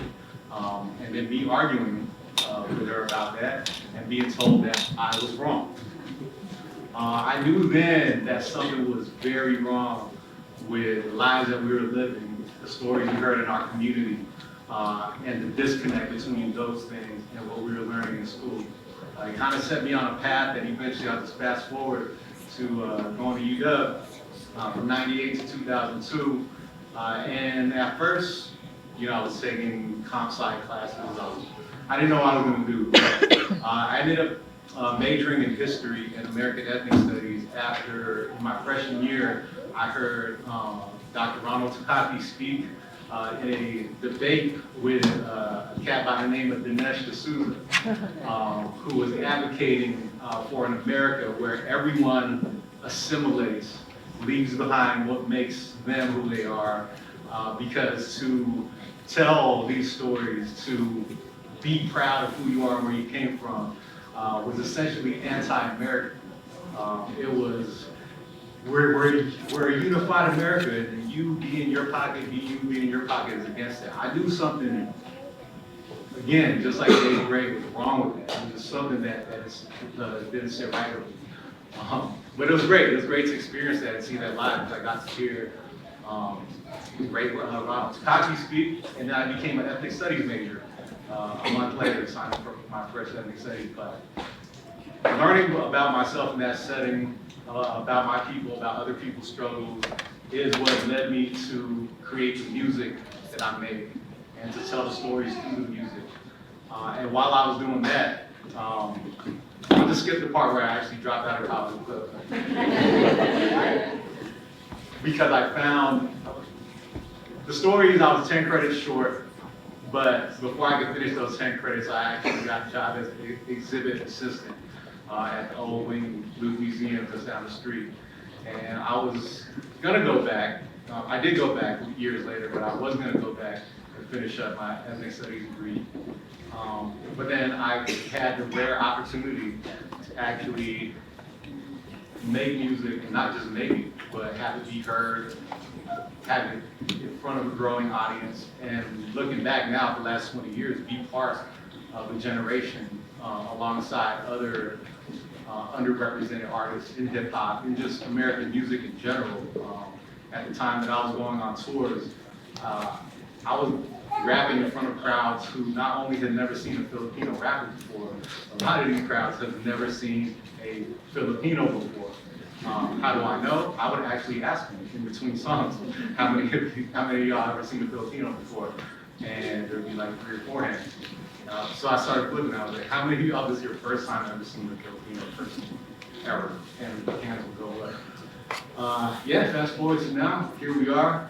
I feel like, again, this is the continuation of the work that I feel very close to. And it's unfortunately or fortunately for the same reasons that people who laid the groundwork before were doing. Stories of, exclusion, stories of violence raining down upon people who look like us, and being others. And a lot of that starting with the fact that we're not seeing and hearing our stories in the place that we're supposed to be learning about our stories. And then now as a father with a child who's in 5th grade, I hope very much that this is implemented before they finish school, and then for my younger nieces and nephews, and then eventually the next generation after. That whole speech is longer than my actual performance. But I'll just close this out. Again, we can't do this alone, and I hope this verse that I'm going to speak conveys that message. Allow me to not introduce myself. My name is very colorful. Ride with the tribe who protect the most vulnerable. Really live the lives we've been healing in these lines, plus the lives that we died trying to get what our labor provides to the establishment. Underwhelmed and highly intelligent, but overstimulated by the present state of things. Forget who the president of this state is saying. You heard the old saying, puppets, strings, ducking us for gain. We the ones who imagine something better because we have to. There's no alternative.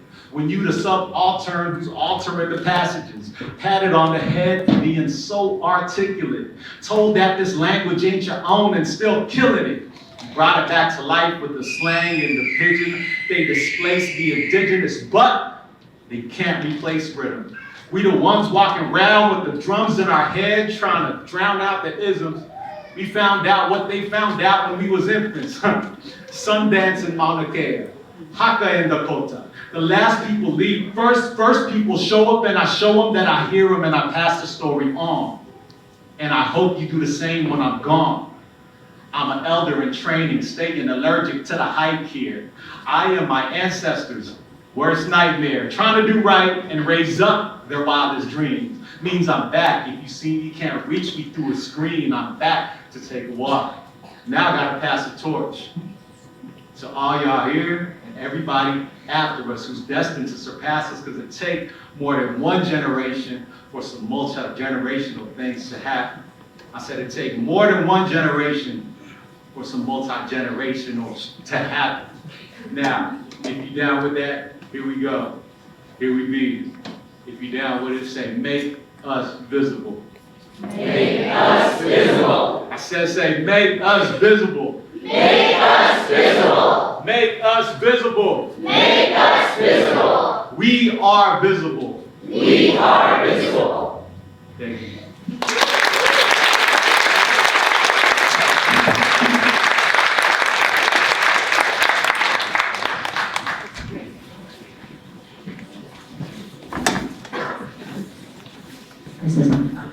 So that concludes the speaking and performance portions of our program today. But there is one last thing that we need to do before we close out, which is the raffle, so please stay for that.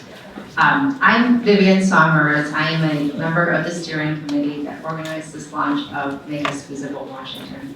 I'm also a school board director for Seattle Public Schools. And back in spring 2021, when Seattle Public Schools was preparing to bring students back to school buildings for a partial hybrid return to in-person learning, they sent out a survey to students and families, and the results were truly remarkable. A very high percentage of our Asian students were choosing to stay at home to learn online. And the reason that they gave was that they were too scared to come back to school. They were worried about being blamed for causing a pandemic and being bullied. All children should feel safe learning inside school buildings regardless of who they are. So I made 2 commitments that day. The first commitment was to actually run for school board and bring that direct representation for our community when it did not exist at the time. And the second commitment was to work with community to bring inclusive Asian American, Native Hawaiian, and Pacific Islander history in Washington State's kindergarten through 12th grade curriculum. So today, 2 years later, is truly a very special day for me, and I thank you very much for sharing it. And now you're probably wondering, what do you do now? Well, there are many ways for you to get involved. I encourage you to keep a copy of the program. We've made it easy for you. There is, follow us on Instagram, get those regular updates. Fill out the survey and join a committee to do the work of developing our legislative strategy and our educational content and curriculum. You can make a financial contribution to help us cover our expenses. Right now, there's 12 chapters of Make Us Visible. We need 50 of them. There's also an opportunity to apply to be a fellow or an intern for Make Us Visible. And I think the final way is the most important way, and you've heard it over and over from every single one of our speakers. It is to share your story.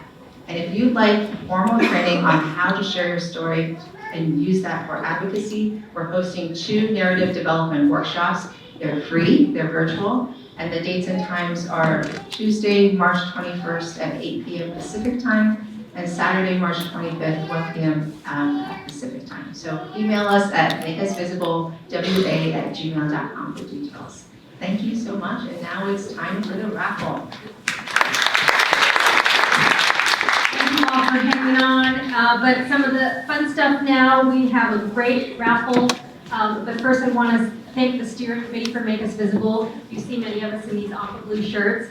Alice Kim, Angela Gong, Brett Hahn, who you heard from, Devin Pavanilia, Pim Tran, Ping Ping, all the way from Spokane, and Vivian Sanmar. Thank you, Ping, for all of that.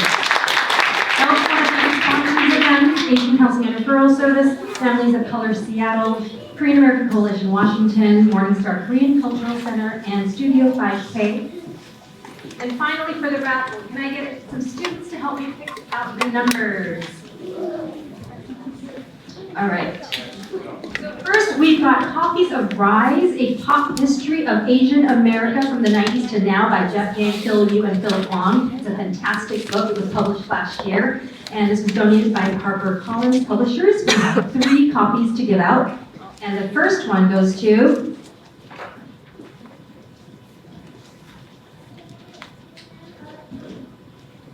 $617-041. 617-041. All right.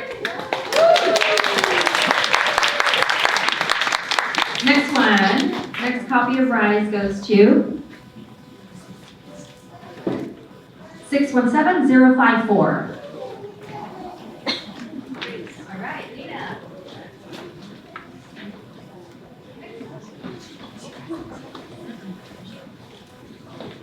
617-039. 039.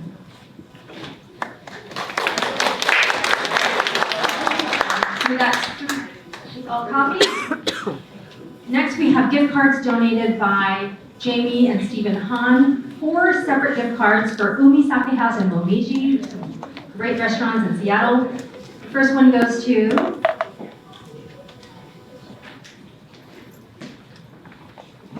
$617-070. 070.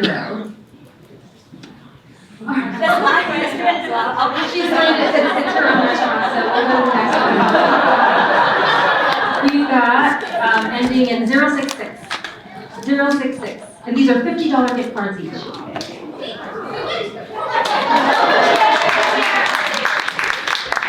Next.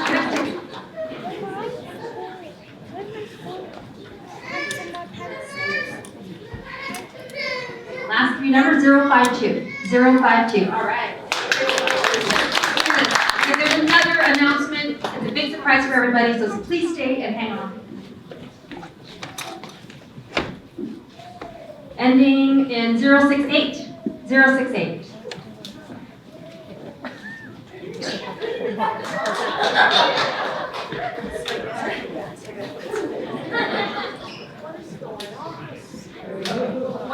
card, $50 value.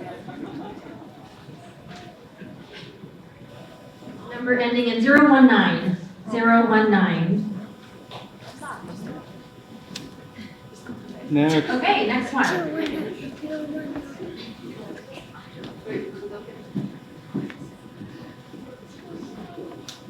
All right, ending in 040. 040. Okay, another one for a restaurant gift card. 080. 080. All right. Winner. The next prize is a whitening set and an electric toothbrush donated by Floss Boss Mobile.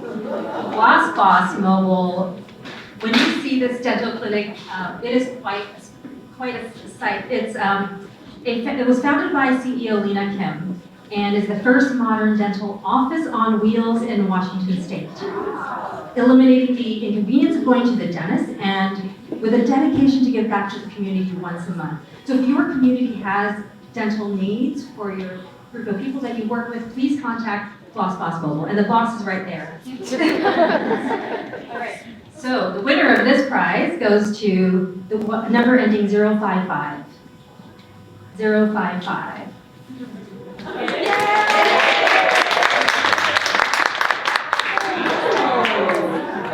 Congratulations. Next, who doesn't like paid beauty products? We've got a donation by Julie's son from Beauty Tap. Face mask. And the number ending 067. 067.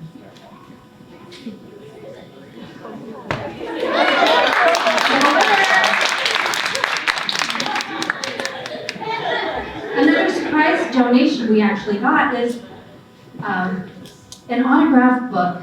We have 2 copies of A Very Asian Guide to Korean Food, authored by Michelle Lee, who many of you here know. She was a King 5 anchor and moved to St. Louis, and she went viral last year when her post about a racist voicemail message just went viral. And it was about a woman who said that she didn't appreciate hearing about her talking about Asian food on the air and that she should keep her Korean to herself. That post went viral, and she was invited to the Ellen DeGeneres show, where she was seeded money to start the Very Asian Foundation. She also has started the May Book Project, and one of the books that she just authored is going to be in a series. So this is the first one, autographed by Michelle Lee, and she happened to be in town this weekend but had a conflict, and she dropped off the books at the wing yesterday for us. So the first winner of that book goes to the ticket ending in 042.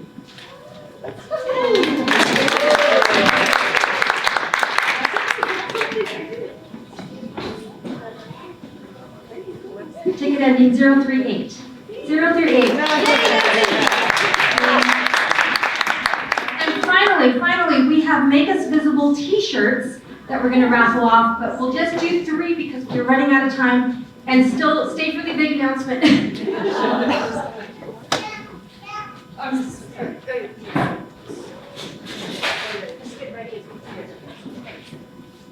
Ticket ending in 036. 036. You can see one of us in the blue shirts and we'll find the right size for you. 036. Nope. 065. 065. 043. 043. Okay, we might just skip this. Okay. If you want a t-shirt, come see us. Lastly, I'm so excited about this. Sorry. Make Us Visible has a coloring book that just got printed. Fresh off the press, we are the first chapter to get our hands on it, and they did a rush order because of our launch event. And this coloring book is in collaboration with Admirasia, featuring 23 Asian American pioneers spanning 15 states and 13 different ethnicities, and it includes Pio DeCano and one of my heroes, Jackie Young. You each will get a copy. We have recommended one per household, but if you feel you want another one, please grab it and share it. And if you are interested in getting your hands on this for your school district or communities, we're handing these out for free because we're fundraising to do so. And we believe as many people as possible should get their hands on this. It's a remarkable coloring book, and I hope you share it. And if you do want to learn about how to get more copies, you can contact Make Us Visible at makeusvisiblewa@gmail.com or at our national Make Us Visible, which is hello@makeusvisible.org. And please follow both the national and local Make Us Visibles to know what's happening in other parts of the country and what we're doing. So when you leave, please grab a copy. Our steering committee has copies to hand out. Thank you for being here.